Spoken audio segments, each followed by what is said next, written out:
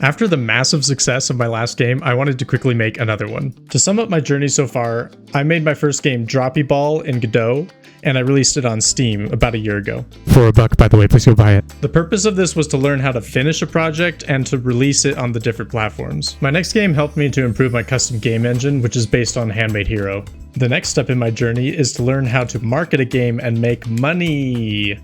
But first, I need a game. My original plan was to prototype a game in Godot every 2 weeks, put it up on itch, get some feedback, and pick a winning idea from that. The problem with that is that I don't have time. What really happened is I came up with one idea, started prototyping it, and got bored. But somehow that idea stuck, so this devlog is the progress of that game. Chris Zukowski wrote an article about games he coined Great Conjunction Games. Basically, there are a few types of games that are easy to make and do really well on Steam these days. I really like incremental games, so I want to try making one. I was inspired by this game called Roll, where you roll dice, buy die faces, and number go up. I love the game, but more importantly, I thought, I could make something like this. It's a dangerous thought, I know, but hey, I got Droppy Ball out the door. I analyzed Roll. How did they come up with this idea? Probably in the game closet. So I went to my game closet, and the game that stuck out to me was Point Salad. It's a very simple game. On your turn, you can either take a point card or 2 veggie cards.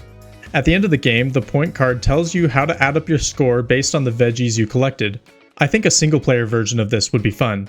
Part of what really attracted me to this game idea was that while coming up with it, I also came up with the marketing tagline.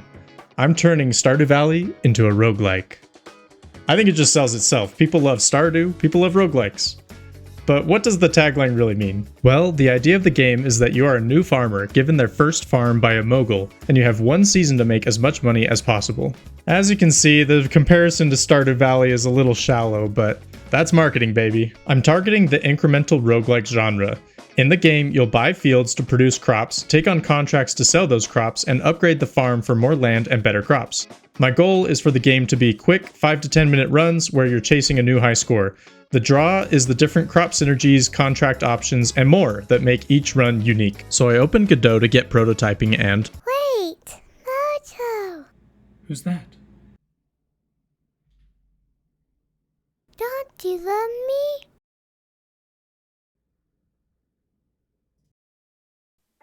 Unfortunately for me, my heart belongs to custom game engine development now. I apparently don't know how to take the easy road. Prototyping the game in 2 weeks didn't work. Every time I sat down to work on it in Godot, I just got bored and started working on my custom game engine instead. I know myself well, so I came to the conclusion that it's a safer bet for me to just build this game from scratch. Passion and fun are crucial for me to finish a project like this. And I knew I'd be prouder of myself if I did it this way too. I wanted to be sure I could actually make all the aspects of a game in my game engine before fully committing, so I made a to-do list of things I still needed to add. The main things were 1. Farm UI and click targets, 2. Audio playing system, and 3. Window resizing. The hardest part was the audio system. Before this, my engine was hard-coded to play a 48 kHz sine wave and nothing else. So I had to write the whole system for loading music and SFX files into memory, then mixing them into the sound buffer. To do this, I had to write my first ever Windows thread. Part of the constraints of my game engine is that it only makes pixel-perfect games. I've always wanted to try out isometric pixel art, so this game is going to be all based around an isometric grid of crop fields that you click to interact with. For the proof of concept, I had to get that isometric grid rendered and clickable. I also needed to make the window resize in stages to be perfectly scaled from my base size. One really important aspect of the game I wanted to get right was the juice.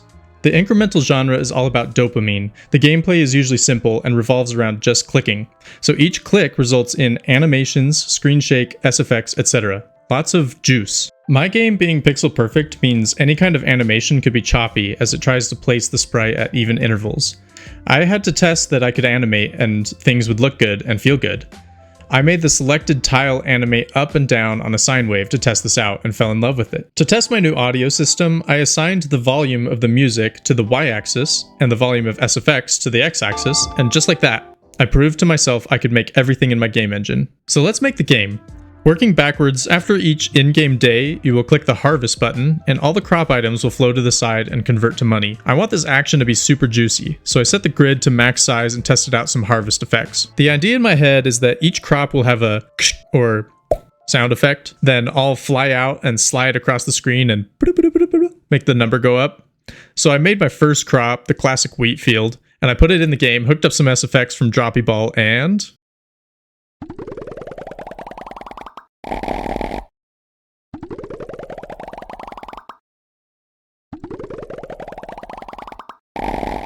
I can do this all day. I'm insanely proud of how this turned out, and honestly, I made all of this progress much faster than I originally planned. Riding high on the success of this animation work, I decided to keep adding stuff, like the next crop. My wife suggested raspberries, so here's my raspberry plant. But when I went to add it to the game, I realized that my current system for loading sprites was completely scuffed. I was hard coding the data on every sprite, and so adding a whole new crop meant doing it all 16 times, and I have like 15 more crops to add, and inevitably I'll change the art on the crops at some point, so I'll have to do it all over again. It was finally time for me to make an editor. Nothing too crazy, I'm not making Unity or anything, but I just needed a way to view the sprite sheet, cut out the shapes for the sprites, and save them to an asset file. So anyway, here's the editor. I don't know what's going on with me these days. As you can see, I'm being insanely productive. I only started coding this project at the end of May, so like a month and a half. This editor only took me like 8 hours to make. Everything is going so well. It's a simple editor. I just show the whole atlas. I can draw boxes, select draw offsets, and save them to the asset file. Let's add the raspberry to the game. Here's the game running with just the wheat sprites, and you can see the gaps where the raspberry fields will be placed. If I hit F3, I go into the editor. As you can see, I've got the crops on the left. I can select which type of sprite to edit. If I select a crop state, I can manage how many stages the crop has and edit the individual stage sprites. Let's add the raspberry sprites to the sprite sheet. And boom, they just show up. We can start with adding the item. Now for the states and stages. The raspberry is going to have 4 stages, and when it's harvested, it'll go back to stage 2, not 1. I'm going to skip forward a little bit. And just like that, I've added the raspberry crop to the game. Here's a little dopamine for you.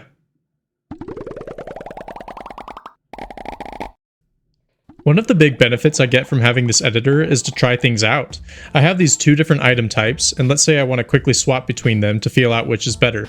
I just pop open the editor, change the item sprite, go back to the game, and test it out. Things are going to be so much faster now. I'm super happy I did this.